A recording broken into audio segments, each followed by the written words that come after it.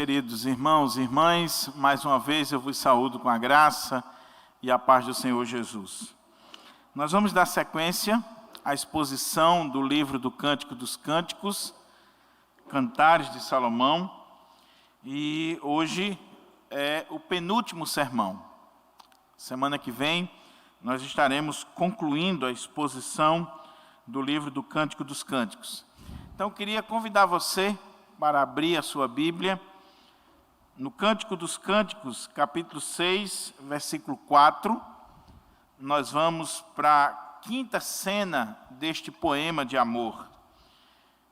Cântico dos Cânticos, capítulo 6, versículo 4. E esta cena, ela vai até o capítulo 8, versículo 4. É a quinta cena nessa linda história de amor. E o tema da mensagem que nós vamos ministrar, nós estamos dando temas, aos sermões, é o amor manifesto em elogios. O amor manifesto em elogios. Ou manifestado em elogios. Diz assim a palavra de Deus. Lembrando que eu estou lendo a King James atualizada nessa série. E vai aparecer também aí na tela, não sei se as meninas vão conseguir colocar, mas eu estou usando a King James atualizada. Não é a versão comum da igreja, mas nessa exposição do Cântico dos Cânticos eu achei mais adequada, tendo em vista a sonoridade da tradução. Diz assim a palavra do Senhor: És toda linda, minha querida. És tão bela como Tirza, maravilhosa como Jerusalém, admirável como um exército desfilando com suas bandeiras. Afasta por um pouco os teus olhos dos meus, pois eles me provocam. Tuas tranças negras ao vento são como um jovem rebanho de cabras descendo em fila das boas pastagens de Gileade. Teus dentes são como um rebanho de ovelhas brancas que sobem do lavadouro. Cada uma tem seu par, e não há nenhuma sem crias. Tuas faces, por trás do véu suave, são como as metades de uma romã, ainda que sejam 60 rainhas, 80 concubinas e um número incontável de donzelas, uma só é minha pomba, amada e sem mácula. Ela é a filha favorita de sua mãe, a predileta daquela que a gerou. Quando outras jovens a veem, exclamam o quanto ela é feliz. Minhas e concubinas muito a elogiam. Quem é essa que desponta nas alturas como a luz do alvorecer, linda como a lua, brilhante como o sol, magnífica como um exército desfilando com suas bandeiras? Desci ao bosque das nogueiras para constatar o surgimento das novas plantas no vale, para confirmar se as videiras já haviam brotado e se as romãs estavam em flor. Entretanto, antes mesmo que me apercebesse, meus pensamentos já haviam me colocado entre os carros do meu nobre povo. Volta, Sulamita, volta, por favor. Retorna para que possamos contemplar teu esplendor. Por que desejais tanto admirar a Sulamita, enquanto baila Manaim, a dança da noiva, entre os dois acampamentos? Ó amor, como são formosos os teus pés, calçados com delicadas sandálias, ó filha do príncipe. As curvas das suas coxas são verdadeiras pérolas, obras das mãos do mais excelente artífice. Teu umbigo é como uma delicada taça arredondada, onde jamais falta o vinho das melhores safras e misturas. Tua cintura é um feixe de trigo adornado de lírios. Teus seios são como os 2 filhotes gêmeos da gazela. Teu pescoço, uma torre de marfim. Teus olhos, as piscinas de Esbedom, junto às portas de Bat-Rabim. Teu nariz é como a torre do Líbano, voltada para Damasco. Tua cabeça eleva-se como o monte Carmelo. Teus cabelos soltos têm brilhos de púrpura. O rei foi capturado por tuas tranças. Como és linda! Quão formosa de se admirares tu! Que amor delicioso! Tens o porte da palmeira e os teus seios como cachos de fruta mais saborosos. Então pensei, subirei essa palmeira e colherei os seus frutos. Sejam os teus seios como os mais generosos cachos da videira, o aroma da tua respiração como o perfume dos melhores damascos, e a tua boca como o vinho mais puro e delicioso. Vinho que flui suavemente para deleitar o meu amado, escorrendo delicadamente sobre os lírios de quem já vai adormecendo de prazer. Os lábios de quem já vai adormecendo de prazer. Eu sou do meu amado e ele deseja somente a mim. Vem, pois, meu amado, reinteremo-nos para o campo primaveril. Passemos a noite nos povoados. Logo ao alvorecer, partiremos para as vinhas, a fim de confirmarmos se lá florescem, se os botões estão se abrindo, se as romeiras vão florindo. Ali eu te darei todo o meu amor. As mandrágoras, os jasmins que aumentam o desejo de amar nas mulheres, já exalam o seu perfume, e a nossa porta a todo tipo de frutos excelentes, secos e frescos, que reservei somente para ti, o meu amado, meu desejo. Ah, que bom seria se fosse meu irmão, meu igual, amamentado aos seios de minha mãe. Então, quando eu te encontrasse fora de casa, eu poderia te beijar à vontade e ninguém se desconcertaria. Eu te conduziria e te traria à casa de minha mãe, e tu me ensinarias. Eu te daria a beber vinho aromatizado e néctar das minhas romãs. O teu braço esquerdo esteja debaixo da minha cabeça, e o teu braço direito me abrace com doçura. Amigas, mulheres de Jerusalém, eu rogo que jureis, não desperteis, não acordeis o amor, até que ele queira. Vamos orar mais uma vez, pedindo ao Senhor que nos ajude, que nos abençoe, que nos abra a porta-palavra, que fale ao nosso coração. Pai querido, mais uma vez nós estamos diante da Tua palavra. Palavra essa que é viva, que é eficaz, que penetra no mais profundo do nosso ser. E o clamor da nossa alma é que o Senhor fale conosco, que o Senhor nos instrua, que o Senhor nos edifique. Em nome de Jesus. Amém. Meus irmãos e irmãs, o Cântico dos Cânticos de Salomão, como nós já ressaltamos inúmeras vezes nessas exposições, ele revela para nós o amor em sua expressão mais excelente. O amor sendo colocado diante de nós nessa dimensão que só pode ser uma dimensão divina, porque é o amor de forma verdadeira, pura, excelente. O amor entre um homem e uma mulher.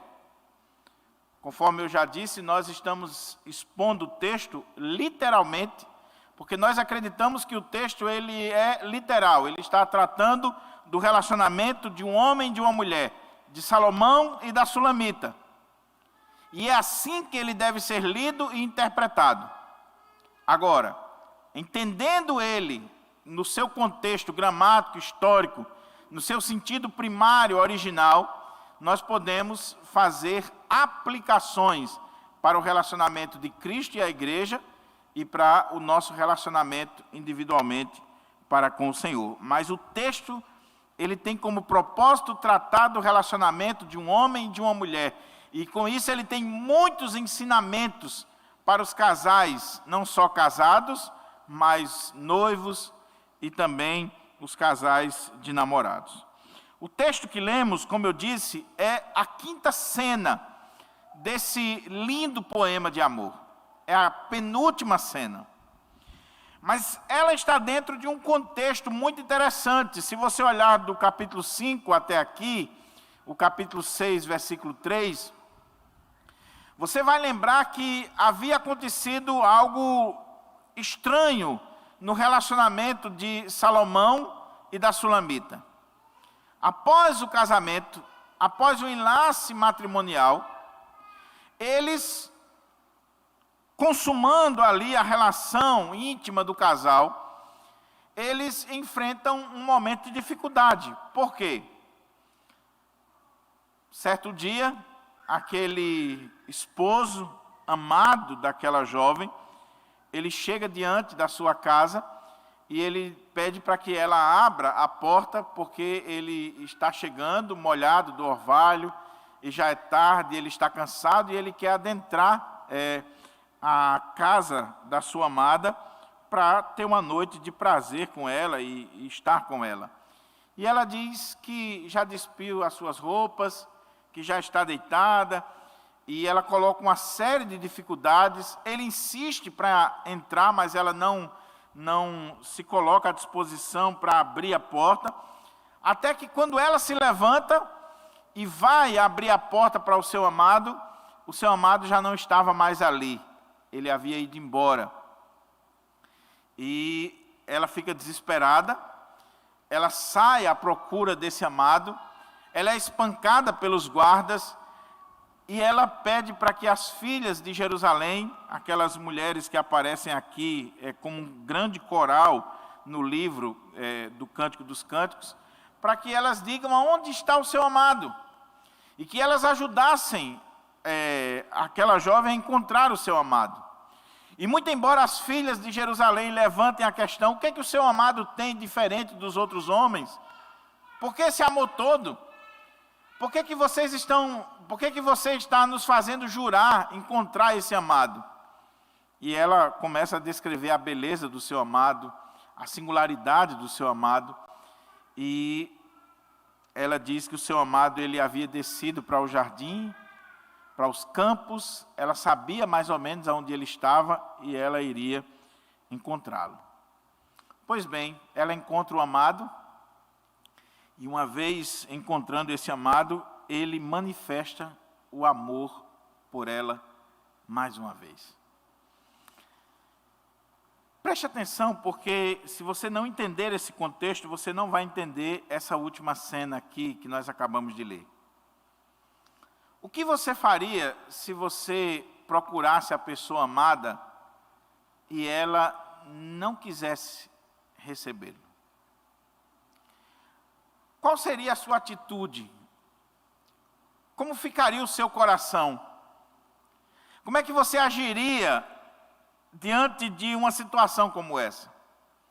Guardaria mágoa, rancor? Acabaria o casamento?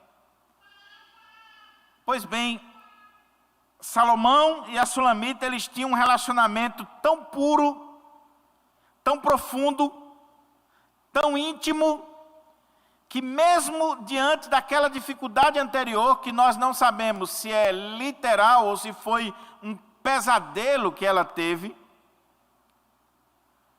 mesmo diante daquilo ali, eles não destroem o relacionamento. Eles não acabam o relacionamento.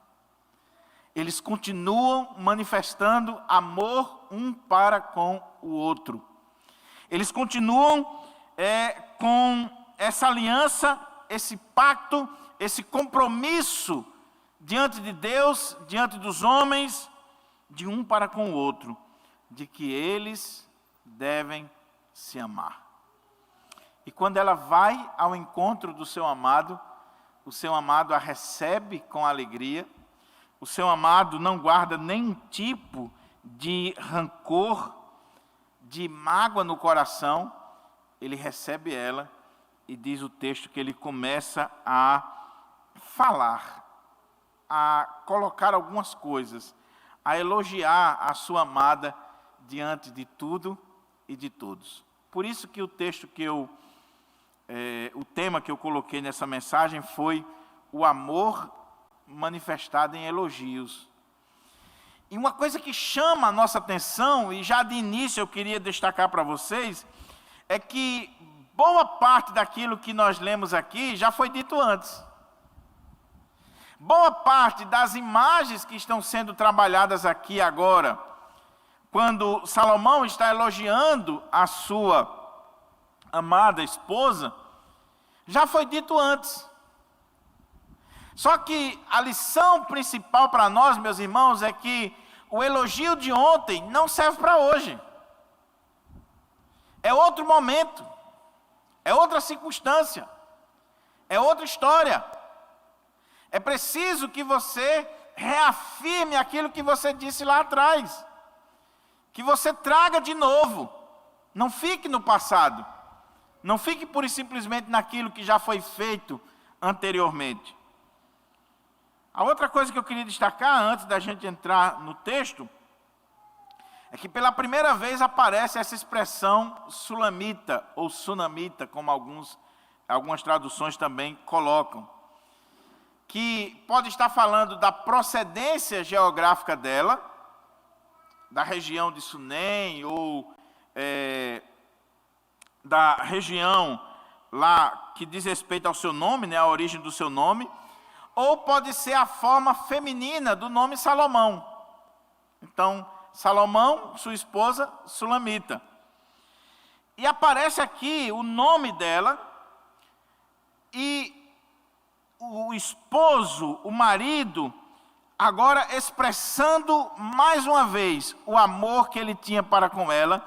E o que é interessante aqui nessa cena é que quem sobressai, apesar de estar sendo ela que está sendo elogiada, mas quem está tomando a cena é o esposo. Quem fala mais aqui é o esposo. Nos outros poemas, nas outras cenas, a mulher se destaca na fala, nas colocações. Aqui quem se destaca é o marido, mesmo diante daquela situação anterior em que ela não quis recebê-lo, em que ela não quis se levantar para abrir a porta e para estarem juntos. Mas, mesmo assim, ele vai expressar todo o seu amor, todo o seu carinho para com aquela mulher. Então, com a Bíblia aberta aí, vamos lendo o texto e vamos extraindo daqui algumas lições para a nossa vida, à medida que nós formos lendo a palavra do Senhor. Lembrando que nós estamos aqui diante de um casal casado. É importante fazer essa observação. Nós estamos aqui na parte do livro de Cantares que retrata a intimidade do casal casado, após o casamento.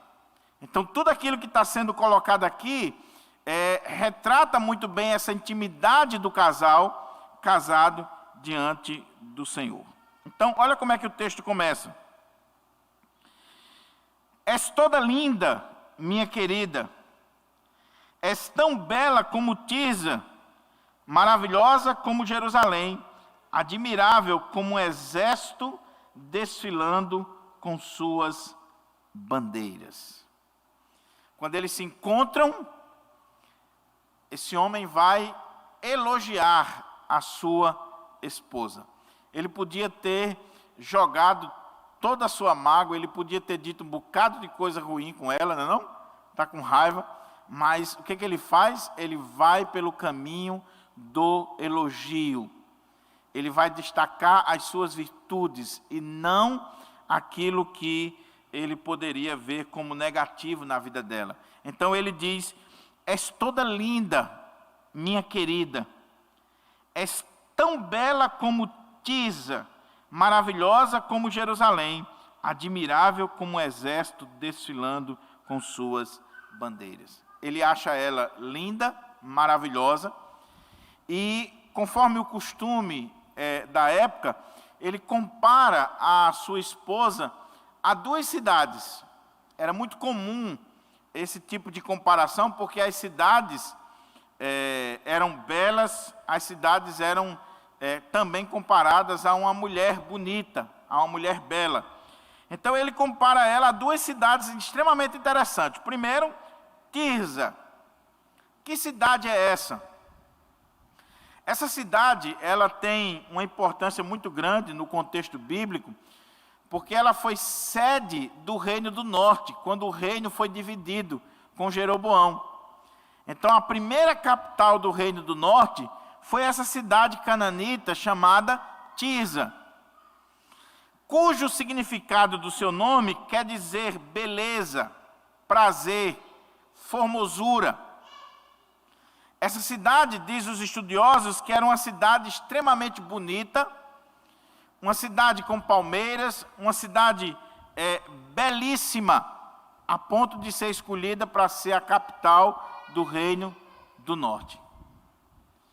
Então ele olha para sua esposa e ele compara a sua esposa com uma cidade bela, estruturada, uma cidade digna de se morar, uma cidade desejável para se morar. E era uma cidade extremamente prazerosa, bela naquele contexto. Mas ele compara também com Jerusalém, a cidade do rei, do grande rei, a Jerusalém do povo de Deus, que também é bela, que também é prazerosa. Então ele olha para essas duas cidades que eram extremamente importantes no contexto do povo de Deus, lá no Antigo Testamento, uma por ser a capital do Reino do Norte e outra por ser a capital do Reino do Sul, e ele vai dizer que a sua esposa é tão linda quanto essas cidades, tão maravilhosa, tão bela, tão formosa, tão importante, tão aprazível para a sua vida, como essas duas cidades. E ele diz que ela é também admirável como um exército desfilando com bandeiras. Uma marcha militar, um exército desfilando com bandeiras. Então, veja que coisa interessante, né? A imagem que ele utiliza. A gente sempre tem que se colocar no lugar daquele que está escrevendo. Então, como eu disse, na época, era comum você olhar para as cidades e contemplar a beleza das cidades e comparar as mulheres àquela cidade ou vice-versa. E também ele está chamando a atenção para o exército, porque lá na frente nós vamos ver, quando fala de Manaim e da dança das noivas, que ela ia no meio ali, e os exércitos ao lado, e ela dançando diante daquelas pessoas. Mas o ponto aqui é, esse homem, ele é sensível à beleza da sua esposa. Ele consegue enxergar a beleza da sua esposa. E ele compara ela com aquilo que existia de melhor, de mais belo, de mais aprazível, de mais importante para a vida do povo e para a sua própria vida, que era a cidade de Jerusalém e a cidade de Tirza. Como nós estamos perdendo essa sensibilidade? Porque isso aqui é sensibilidade. Isso aqui é a capacidade de olhar para a vida com um olhar romântico. De olhar para a vida e contemplar beleza na vida, a ponto de fazer poesia, a ponto de ser romântico com a vida. Agora, olha como é que ele continua elogiando a sua esposa. afasta por um pouco os teus olhos dos meus, pois eles me provocam. Mais de uma vez nesse livro, o autor compara os olhos da sua esposa com os olhos das pombas. E o que ele está dizendo aqui é que os olhos dela eram belos, provocavam nele uma reação tremenda, né, de atração por ela, e ele está usando aqui uma linguagem interessante para falar dessa atração e desse amor, dizendo assim: afasta, ainda que por um pouco, os teus olhos dos meus, pois eles me provocam, eles chamam a atenção. Aquela mulher era sensual, até no olhar. O olhar dela provocava reações naquele homem. O olhar. E você sabe muito bem quando alguém olha com um olhar diferenciado. Aí ele diz: tuas tranças negras ao vento são como um jovem rebanho de cabras descendo em filas das boas pastagens de Gileade. Teus dentes são como um rebanho de ovelhas brancas que sobem do lavadouro. Cada um tem seu par e não há nenhuma sem crias. Tuas faces por trás do véu suave são como as metades de uma romã. Ainda que sejam 60 rainhas, 80 concubinas e um número incomum de donzelas, uma só é minha pomba amada e sem mácula. Ela é a filha favorita de sua mãe, a predileta daquela que a gerou. Quando outras jovens a veem, exclamam o quanto ela é feliz. Rainhas e concubinas muito a elogiam. Lembra? Cabelo, os dentes, os olhos, a boca, tudo isso ele já falou antes. Mas ele está chamando a atenção mais uma vez, como que reforçando o seu amor, ou como que trazendo à memória a ela o amor que ele tinha por ela, o encanto que ele tinha por ela, mesmo diante daquela circunstância do capítulo 5. Só que agora, à medida que ele vai elogiando ela e trazendo à memória dela tudo aquilo que ele já disse, todas as declarações de amor que ele já fez anteriormente, ele levanta essa questão aqui, o seguinte: ainda que sejam 60 rainhas, 80 concubinas e um número incomum de donzelas, uma só é minha pomba amada e sem mácula. Aqui há uma referência, a maioria dos exegetas estudiosos entendem que aqui seja a primeira referência ao harém de Salomão. E que você sabe muito bem que Salomão tinha 700 mulheres, 300 concubinas. Mas ele só amou uma mulher, que foi essa aqui. As outras eram relações que tinham um fundo mais comercial, político, tratados comerciais e econômicos. Mas aqui o harém estava no início. E ele diz que ainda que sejam 60 rainhas, 80 concubinas, ou seja, ainda tinha poucas, né?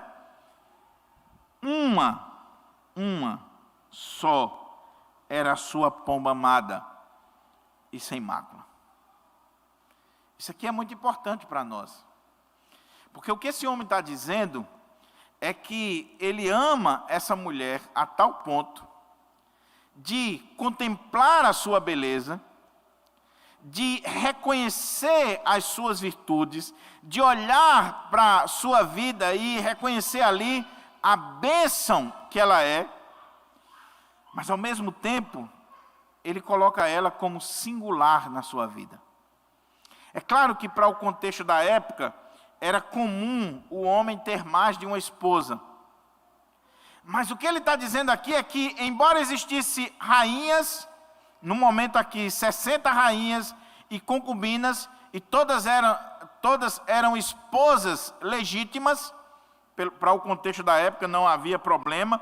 Então havia as rainhas e as concubinas, esposas legítimas. Embora existisse já esse grupo aqui, e posteriormente nós vamos ver que ele vai ter outras e outras e outras mulheres, até por questão de tratado comercial, como eu disse.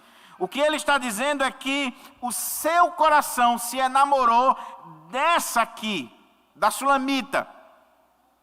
Havia uma atração muito forte entre ele e essa mulher. Havia um sentimento profundo entre ele e essa mulher, a ponto dele dizer que superava a todos os outros. Poderia ter 60 rainhas, poderia ter inúmeras concubinas, poderia ter outras mulheres que apareceram na sua vida, mas ele amava, ele se dedicava, ele tinha essa mulher como a singular na sua vida. E ele vai dizer por quê, né? Ela é filha favorita de sua mãe, a predileta daquela que a gerou. Quando outras jovens a veem, exclamam o quanto ela é bela. Rainhas e concubinas muito a elogiam. Não era só ele que elogiava aquela mulher. As próprias rainhas, as próprias concubinas, as outras mulheres olhavam, as outras mulheres do rei, olhavam para aquela mulher, para a Sulamita, e elogiavam a sua beleza, a sua compostura, a sua vida. As mulheres olhavam para ela e via que ela era diferenciada. Oh, meus queridos irmãos e irmãs, como isso aqui é importante nós pararmos para refletir. Até porque tem muita gente que acha que a poligamia é algo que é aceito por Deus. Não. Até hoje existe essa ideia do poliamor, né, em alguns países, em alguns contextos. O homem, ele foi criado por Deus para amar uma única mulher. E a mulher também. E ele pode ter inúmeras mulheres, ou ela pode ter muitos homens. Mas no plano divino você existe para amar uma única pessoa. O plano divino é exatamente que haja esse pacto, essa aliança entre um homem e uma mulher, e que eles se amem para todo sempre. E mesmo que esse homem ele não enxergue perfeitamente esse plano, e o contexto dele até favorece isso, mas há algo nele, há uma lei de Deus no nosso coração, e que faz com que a gente viva isso aqui. Ele manifestou o amor para com uma única mulher. Ele pode ter 700 mulheres, 300 concubinas, mas aquele amor foi essa morena queimada do sol, essa jovem do campo. Essa jovem foi quem mexeu com as emoções do rei. Então, quais são os pontos aqui que a gente está destacando e que você precisa guardar para que você não perca de vista as lições do livro? Em primeiro lugar, não interessa como está seu casamento. Não interessa quais são as dificuldades do seu casamento. Não interessa quais são as lutas, as intempéries, os entraves que muitas vezes temos no casamento. Não existe esse casamento perfeito. Nem que seja num sonho, você tem pesadelo. Você tem lutas, você tem dificuldades. Mas o ponto aqui é: não abra mão do cônjuge. Não abra mão daquela pessoa que Deus colocou na sua vida. Nem Salomão abriu mão da Sulamita, nem a Sulamita abriu mão de Salomão, mesmo diante daquela tragédia onírica, ou daquele sonho, daquele pesadelo que ela teve, eles não abriram mão um do outro. Quando ela foi atrás dele, ele recebeu ela com alegria, com prazer, com gozo, e renova essa aliança entre eles dois. Então não abra mão do cônjuge. Segunda coisa, manifeste elogios em relação ao seu cônjuge. Ah, mas eu não tenho o que elogiar no meu cônjuge. Será? Será que é porque você desviou o olhar dele ou dela? Será que é porque você não está conseguindo observar direito quem é essa pessoa? Quando nós olhamos para os nossos cônjuges, nós começamos a enxergar virtudes. Tem defeitos? Tem. A Sulamita tinha defeitos, Salomão tinha defeitos, mas quando nós olhamos para o nosso cônjuge da forma correta, nós vamos achar também virtudes. Foi isso que aconteceu aqui. Mesmo diante daquela situação terrível do capítulo 5, quando ele focou um pouquinho mais nela e recebe ela com alegria e não abre mão da vida dela, ele começa a realçar a sua beleza. Seus olhos, sua boca, seu cabelo, suas tranças. Ele começa a ver que a sua esposa é elogiada até mesmo pelas jovens, as concubinas e as rainhas. As pessoas elogiam. A família dela elogia.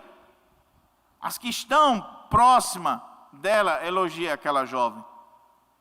E meus irmãos, quantas vezes todo mundo está vendo a beleza do nosso cônjuge e nós não estamos vendo. E nós não estamos enxergando. E nós precisamos pedir a graça de Deus para enxergar a beleza do nosso cônjuge. Lembra daquele ditado aí popular que diz que a grama do vizinho sempre é mais verde? Pare de olhar para a grama do vizinho e olha para a sua. E cuida da sua. Comece a cuidar da sua. Então é isso que está acontecendo aqui. Esse compromisso, esse amor que está sendo manifestado em elogios, que está sendo manifestado nessas palavras de reconhecimento. E essa fidelidade, esse compromisso, esse pacto, essa aliança firmada com o cônjuge.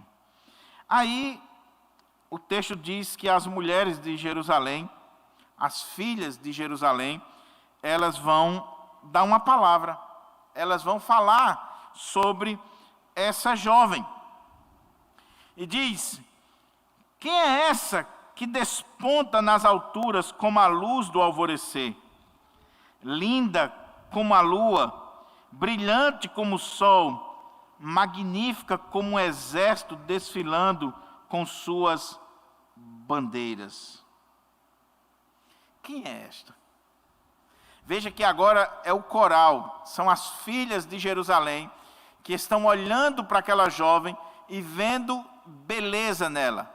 Comparam ela com a luz do alvorecer, com a lua, com o sol e como um exército desfilando com suas bandeiras. Tudo isso realçando a beleza dessa jovem. Está dando para você perceber que se o livro tivesse parado no capítulo 5, nós ficaríamos com a imagem negativa dessa jovem? Mas porque o livro não parou no capítulo 5, ele entra no capítulo 6, não para ressaltar os defeitos dela, mas para focar nas suas virtudes.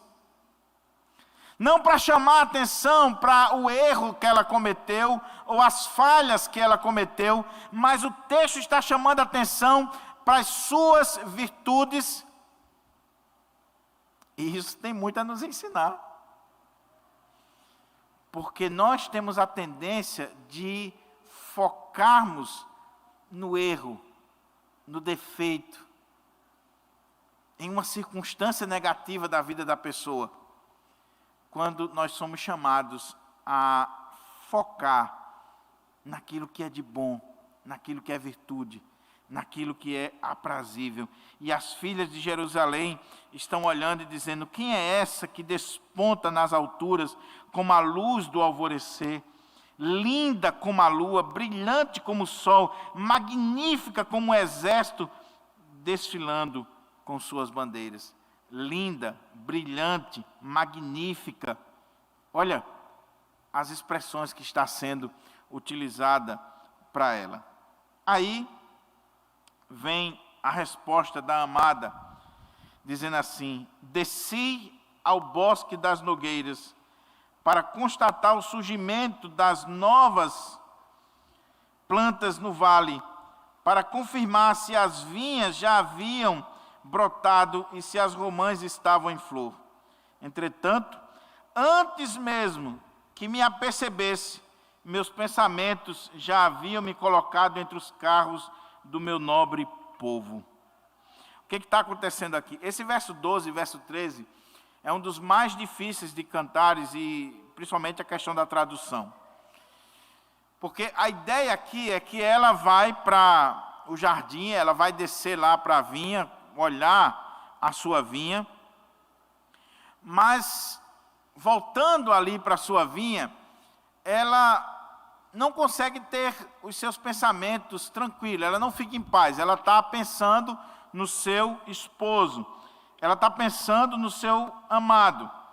E aí, de repente, ela se vê nos carros, nas carruagens do seu povo, e vindo como que naquele cortejo nupcial.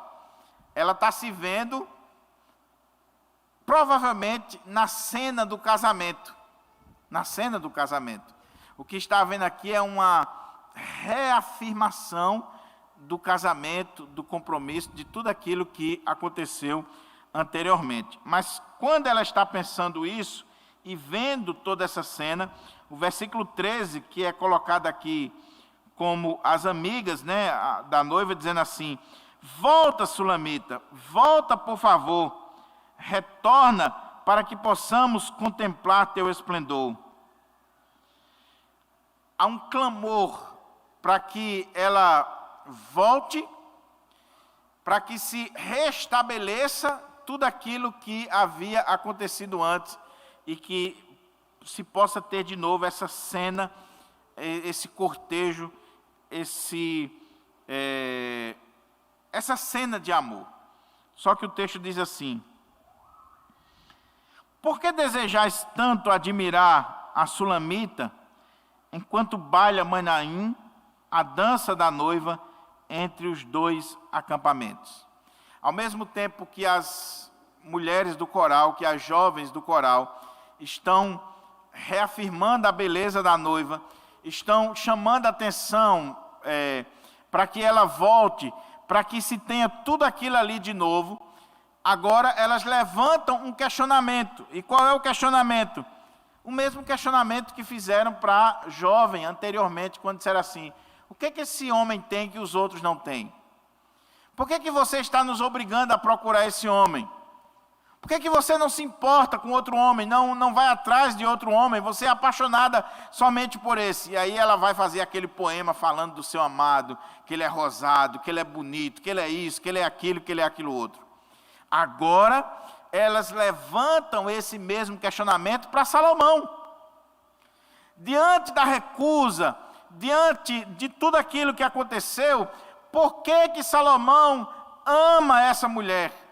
Por que ele deseja, por que ele tem essa atração por essa mulher? Então, olha como é que diz o texto: por que desejais tanto admirar a Sulamita, enquanto baila Manaim, a dança da noiva, entre os dois acampamentos? A ideia aqui é: imagine dois exércitos, um de um lado, outro do outro. A cena é lá do Antigo Testamento, quando surge a palavra Manaim, né, do acampamento. Você tem o exército de Deus e o exército dos homens embaixo.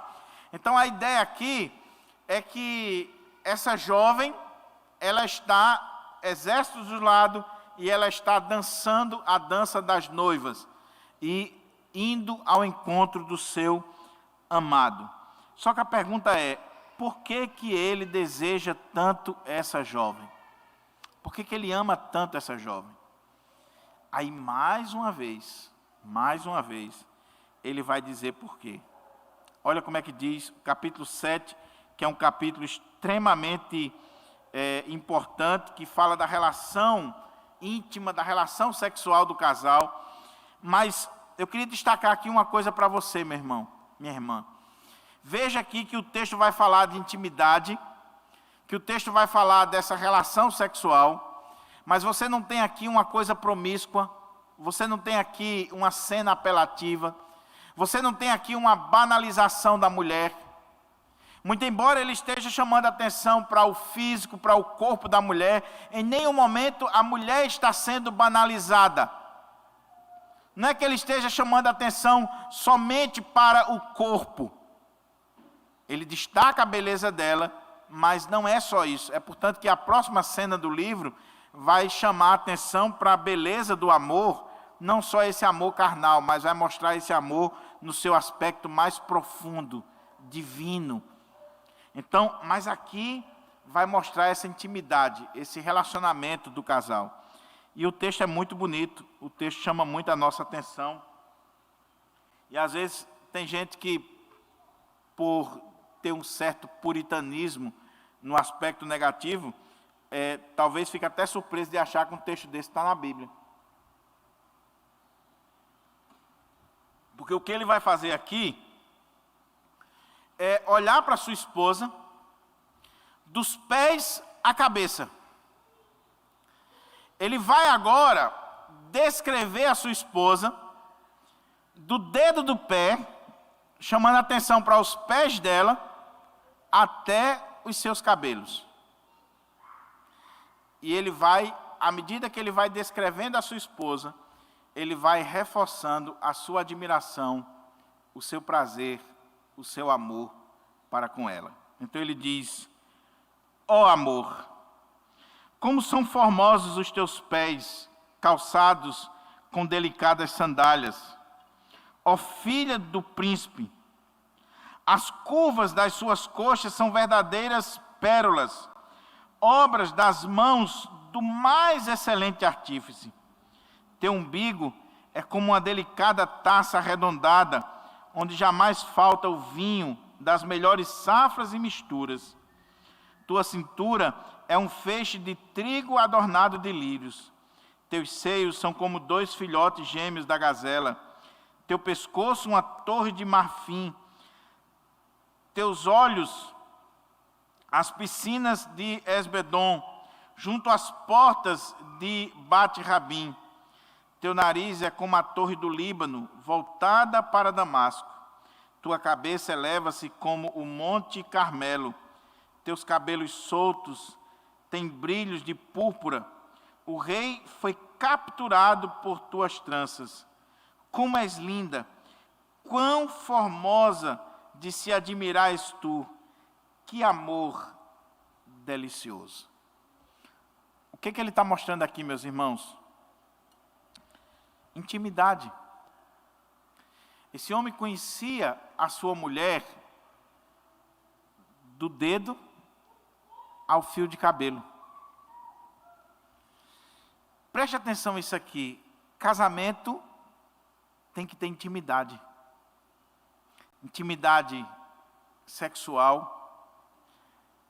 Intimidade no sentido de conhecer profundamente um ao outro.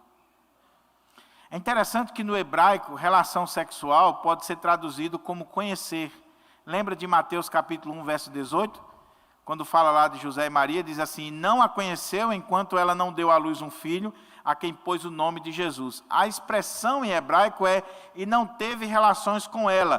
Porque relação sexual no hebraico é a ideia de conhecer o outro. É intimidade com o outro. O casal precisa desenvolver intimidade. Você precisa conhecer a sua esposa e sua esposa precisa lhe conhecer. E isso só vai acontecer com o tempo. Os dois precisam desenvolver essa intimidade, a ponto do cara conhecer o dedo do pé dela. A ponto dela saber, a mulher, ela sabe o tamanho do pé do marido, a roupa que ele veste. Ela sabe tudo. O homem já é mais desleixado nisso. Mas a mulher sabe. A ponto do cara vai comprar uma calça, ele diz: qual é o mesmo número da minha calça, meu amor? E a mulher diz. Porque a mulher desenvolve essa intimidade, esse conhecimento. Agora veja que aqui é o homem. Não é a mulher. Olha a beleza do texto. Porque quem sabe o número, quem sabe tudo direitinho aqui, é o homem, mostrando que ele desenvolveu uma intimidade com ela. E meus irmãos, como eu disse, não existe casamento se não houver intimidade, conhecimento do outro. Às vezes, casamentos são destruídos porque tanto o homem como a mulher não se conhecem perfeitamente. A serpente estava tentando Eva há muitos dias e Adão não se ligou. ele não notou a mudança de comportamento da sua mulher. Ele não notou a diferença nela. E essa é a síndrome de todo homem. Você precisa, meu irmão, pedir a Deus sensibilidade para que você conheça sua esposa nos mínimos detalhes, não só o físico da sua esposa, mas que você conheça a alma da sua esposa, a intimidade da sua esposa, que você saiba quem ela é. Desenvolva isso. Ele descreve cada parte dela e de uma forma belíssima, mostrando que ele conhecia a sua esposa. E o que eu estou ressaltando aqui é que não é só uma questão física, é que havia intimidade neste casal. Só que agora, ele olhou para a esposa, para o corpo dela, e ele começa do dedo do pé até a cabeça, e ele vai comparar ela a uma palmeira. E a coisa vai apertando. E ele diz: tens o porte da palmeira, e os teus seios como cachos do fruto mais saboroso. Não precisa explicar. Então pensei, subirei essa palmeira e colherei os seus frutos. Sejam os teus seios como os mais generosos cachos da videira, o aroma da tua respiração como o perfume dos melhores damascos, e a tua boca como o vinho mais puro e delicioso. Vinho que flui suavemente para deleitar o meu amado, escorrendo delicadamente sobre os lábios de quem já vai adormecendo de prazer. Eu sou do meu amado e ele deseja somente a mim. Vem, pois, meu amado, retiremo-nos para o campo primaveril, passemos a noite nos povoados. Deu para você entender aqui a cena? Olha a construção. Esse homem, ele não guarda mágoa da esposa, ele recebe a esposa, ele elogia a esposa, ele demonstra intimidade com essa esposa, conhecimento dessa esposa, e agora eles estão chegando ao clímax da relação sexual, que dentro do contexto do casamento é abençoada por Deus. Sexo fora do casamento é pecado. Agora, a falta de sexo dentro do casamento também é pecado. Se nós somos crentes em Jesus Cristo, se nós somos servos e servas de Deus, nós devemos entender que a relação sexual é o clímax do casamento, é abençoada por Deus. E não existe nada de feio, de imundo, de sujo, não é pecado. E ele coloca aqui um crescendo, havia uma intimidade tão grande entre eles, que eles usam cenas aqui interessantíssimas, que não dá para a gente descrever, que tem criança, é ao vivo, e uma série de coisas. Mas lê o texto com calma, para você ver a riqueza de detalhes que fala dessa relação sexual, dessa intimidade desse casal. Eles viviam uma relação sexual prazerosa na presença de Deus. Não havia culpa, não havia vergonha, não havia receios, não havia nenhum tipo de constrangimento, porque eles estavam celebrando o amor. A relação sexual, ela é a celebração desse amor, desse pacto, dessa aliança de um casal na presença de Deus. Agora, é preciso haver uma construção. Veja que não começou já na cama, não. Há palavras, há elogio, há carinho, há compreensão, há afetos, há cuidado um para com o outro, há todo um contexto para poder chegar nesse clímax aqui da relação sexual. Porque tem muita gente que acha que a relação sexual vai acontecer de qualquer maneira. Não. Alguém já disse que a relação sexual de um casal começa no café da manhã. No café da manhã, você já está preparando a relação da noite. Quando você elogia sua esposa, quando você trata bem sua esposa, quando você dá uma palavra boa para ela, aí você vai embora e aquilo ali ficou no coração dela. E quando você volta, você trata bem sua esposa, vocês jantam juntos, e que aí quando vocês vão dormir, é claro que o clima vai ser diferente. Agora, imagina o cara que logo cedo ele já começa a tratar mal a mulher. E aí ele diz coisas que machucam a mulher. E a mulher, ela tem algo diferente do homem. O homem, a mulher diz um negócio com ele, entra aqui, sai aqui e vai embora, ele não está nem aí. A mulher não, você diz uma palavra, ela ouviu, ela internaliza e ela passa o dia todinho remoendo aquilo. E cada vez que ela lembra, ela chora, ela fica com raiva, aquilo ali vai tomando conta dela. O cara chegou de 5 horas da tarde, ele já não lembra nem o que ele falou. Ele não está nem aí. E a mulher está ali, resmungando, está quieta, está ferida. Quando chega na hora ele quer alguma coisa, não tem clima, meu irmão. Porque você não construiu antes. Porque você não fez o que deveria fazer. Veja o que ele fez. Ele elogiou. Ele descreveu o seu amor por ela.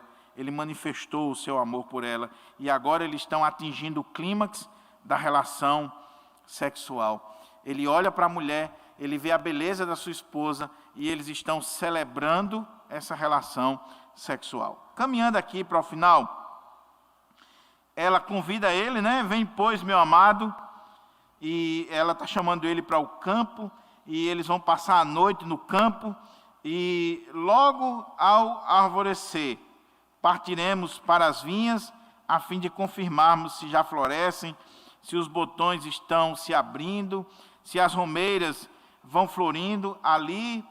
E é interessante que, se você olhar essa descrição que está sendo feita aqui, Cantares é um livro poético, é um livro que está falando de amor, e quando o texto fala de vinha, quando o texto fala essa linguagem, né, do campo, é de uma forma poética descrevendo a relação sexual. Todos os estudiosos, todos os comentaristas de Cantares vão colocar isso, que o jardim, a vinha, toda essa linguagem que é utilizada aqui é para falar desse clímax da relação sexual.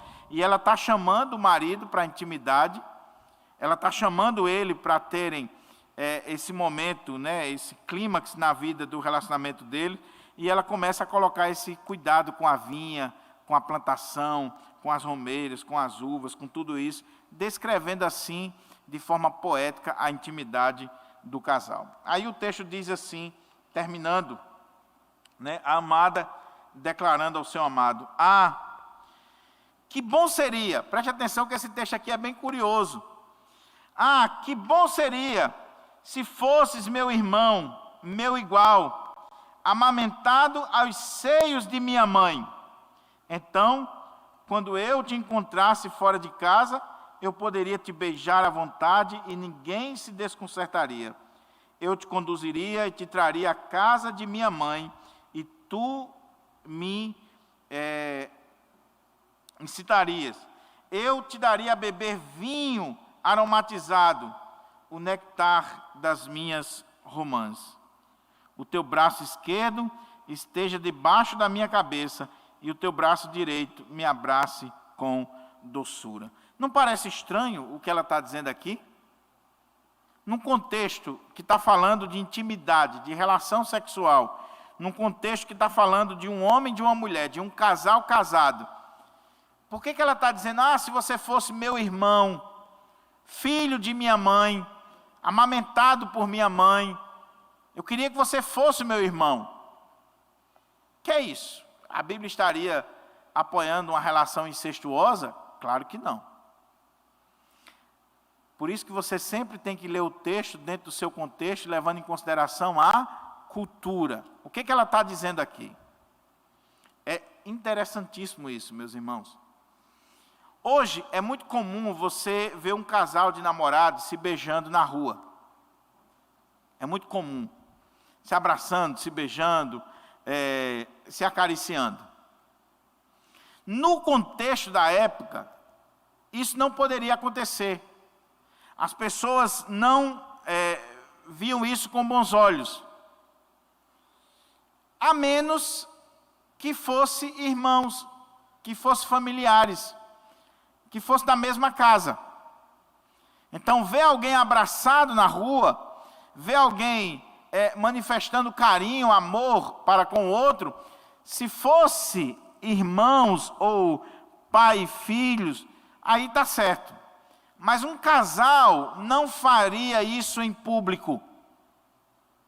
Só que o amor dessa jovem é tão grande pelo seu marido e o dele para com ela, que essa expressão de amor não se resume ao quarto, não se resume ao ambiente do lar, mas ela queria ter a liberdade de expressar isso até publicamente. Está dando para entender? E a King James atualizada deixa isso bem claro aqui na tradução deles. Que bom seria se fosses meu irmão, meu igual, amamentado aos seios de minha mãe. Então, quando eu te encontrasse fora de casa, quando encontrasse ele fora de casa, então eu poderia te beijar à vontade e ninguém se desconcertaria. O que ela está dizendo é, naquela cultura, naquele contexto, ficava feio estar namorando publicamente, ou beijando, ou abraçando, era uma coisa que as pessoas não aceitavam. Mas o amor dela era tão grande que ela queria fazer isso, não só na intimidade, mas lá fora, para que todo mundo visse. Mas naquela cultura, esse tipo de expressão de amor só era aceito se fosse esse amor familiar, de um irmão para com a irmã, de um pai para com o filho, de um filho para com o pai, naquela cultura. Daí ela dizia, eu queria que você fosse meu irmão, eu queria que você tivesse nascido na minha casa, porque quando eu encontrasse você na rua, eu lhe beijaria, eu abraçaria, eu manifestaria todo o meu amor por você, para que todo mundo visse. O que o texto está dizendo aqui? Meu querido, minha querida irmã, valorize o seu cônjuge diante das pessoas. Não manifeste amor pelo seu cônjuge só na intimidade, no quarto, na hora da relação sexual. Valorize o seu cônjuge diante das pessoas. Eu não estou falando aqui de hipocrisia, nem de mela-mela, não estou falando isso. Porque quando você vê um casal assim, muito meloso, pode ir atrás que tem alguma coisa errada. Mas nem tanto ao mar, nem tanto à terra. Meu querido, aprenda a elogiar sua esposa diante das pessoas, a valorizar ela. Não critique sua esposa, não humilhe sua esposa diante de ninguém. Manifeste amor, manifeste carinho, manifeste respeito, valorize, exalte essa mulher diante das pessoas. Você, minha irmã, do mesmo jeito. Olhe para o seu marido, manifeste amor, manifeste carinho, faça com que ele se sinta bem diante das pessoas, valorizado, amado, querido diante das pessoas. Irmãos, eu já falei isso aqui e eu reitero. Uma das coisas que me deixa mais constrangido e até irritado é quando eu vejo um cônjuge falando mal do outro, no ambiente da igreja, numa reunião familiar, de grupo familiar. Quando eu vejo uma esposa, na linguagem bem baixa, derrubando o marido, falando mal do marido, ou vice-versa. Se eu estiver presente, eu repreendo logo. Porque se você quer trabalhar algum defeito do seu marido ou da sua esposa, ok, chame no secreto, repreenda, converse, chame o pastor, vá no gabinete pastoral, mas não faça isso na frente das pessoas. Não faça isso numa reunião familiar, de grupo familiar. Não fique ressaltando os defeitos do seu cônjuge diante das pessoas. Se você não tem uma palavra boa, se você não tem um elogio, se você não pode elevar a autoestima daquela pessoa, fique quieto. Mas não menospreze o seu cônjuge. Nós já vivemos isso aqui em alguns momentos, principalmente quando tem trabalho de casais. O camarada começa a dizer, não, minha esposa é isso, é aquilo. Eps, espera aí, parou. Não, porque meu marido é isso, é aquilo. Calma. Porque você vai expor o outro à desonra, à vergonha. Você vai menosprezar o outro. Cuidado com isso. Faça como essa mulher. Eu queria poder abraçar você em público, poder beijar você em público, poder manifestar o meu amor por você diante de todas as pessoas, eu queria fazer isso. Aí ela termina com aquela frase que, lembra? É o que dá a dica para a gente que a cena acabou. Toda vez que a cena acaba, tem esse versículozinho aqui, quando ela diz: amigas, mulheres de Jerusalém, eu rogo que jureis, não desperteis, não acordeis o amor, até que ele o queira. Mais de uma vez aparece no livro de Cantares essa expressão, e toda vez que aparece a gente para aqui, porque a cena fechou. Mais uma vez ela ressaltando: não desperte o amor, se ainda não é a hora, se ele não quer, se não está no tempo certo. Eu concluo essa reflexão, meus irmãos e irmãs, ressaltando só alguns pontos que eu já deixei muito claro. Primeiro, não abra mão do seu casamento. Casamento tem problema? Tem. Todo casamento tem problema. Porque são dois pecadores debaixo do mesmo teto. São duas pessoas que vieram de contexto diferente, de família diferente, e como diz o pastor Hernandes no seu livro Casados e Felizes, todo casal, ele tem problema, sabe por quê? Porque todo casal, ele traz uma mala. O cônjuge traz uma mala grande, velha, sem alça, cheia de quinquilharias. E aí, quando chegam dentro do lar, eles colocam aquelas duas malas ali, e agora eles vão ter que conviver juntos e trabalhar aquilo ali. Então tem problema. Mas não desista do seu cônjuge. Não abra mão do seu casamento.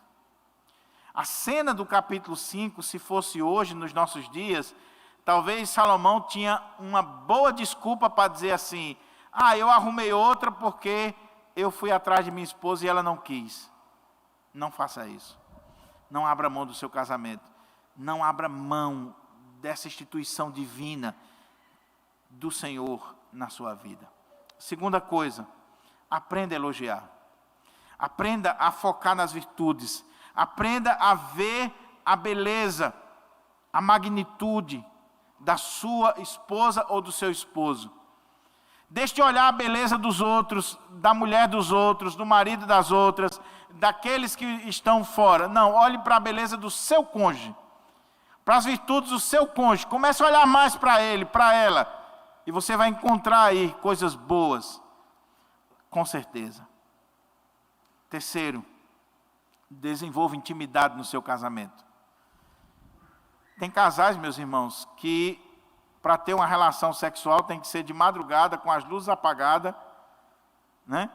E houve uma época na igreja brasileira que se tinha uma ideia de santidade tão grande que dizia assim: olha, quando eu vou pregar, nem sexo eu faço, ou estou jejuando, ou então, era tanta baboseira que se dizia nos púlpitos das igrejas, colocando o sexo como algo pecaminoso. Não, o sexo é uma bênção. Bênção de Deus. Desenvolva intimidade. Se a sua relação sexual não está bem, o seu casamento não está bem, porque a relação sexual é o termômetro do casamento. Eu não estou dizendo que tudo se resume à relação sexual, mas é um termômetro. E outra coisa, não faça do sexo uma arma, porque a vítima vai ser você. Não use a relação sexual como uma arma. Por causa disso nós não vamos ter isso e tal. A vítima vai ser você. Então desenvolva intimidade. Desenvolva relacionamento. Esteja cada dia mais crescendo nesse amor. Quarto lugar, aprenda com isso aqui. O elogio precisa ser mútuo. Essa construção precisa ser mútua. Um tem que dar o primeiro passo, mas o outro tem que corresponder. Ele está dando o passo, mas ela também veio. Os dois estão abrindo mão, muitas vezes, do orgulho pessoal, de diferenças, para poder ajustar a relação aqui do casal. O que esse texto coloca para nós é que é possível, sim, ir encaixando e ajustando a nossa relação, mesmo diante das dificuldades. E qual a aplicação espiritual que eu faço aqui para a minha vida, para a sua vida, na nossa relação com Cristo? O que é colocado para nós aqui de forma muito clara é que é preciso sim haver um crescimento de intimidade entre o esposo e a esposa, entre o noivo e a noiva. E como igreja do Senhor, nós precisamos crescer em intimidade com o Senhor. O Senhor, toda hora, Ele tem palavras bondosas, palavras de elogio, palavras maravilhosas para nós. Mas a questão é, nós correspondemos a esse amor declarado, a esse amor demonstrado, a esse amor manifesto do Senhor nas nossas vidas? Nós temos demonstrado isso. A Sulamita, ela correspondeu. Ela correspondeu ao ponto de ir ao encontro dele e de desenvolver essa intimidade com ele. Será que nós estamos correspondendo ao amor do Senhor nas nossas vidas? Ele deu a sua própria vida por nós. E será que nós estamos correspondendo a esse amor por ele? Ele declara que nos ama, ele demonstra que nos ama, ele prova que nos ama. Será que nós estamos correspondendo a esse amor? Que Deus nos ajude, que Deus aplique essa palavra no nosso coração e que Deus faça com que o meu casamento, a minha casa, o meu lar, seja abençoado e o seu também. Vamos orar?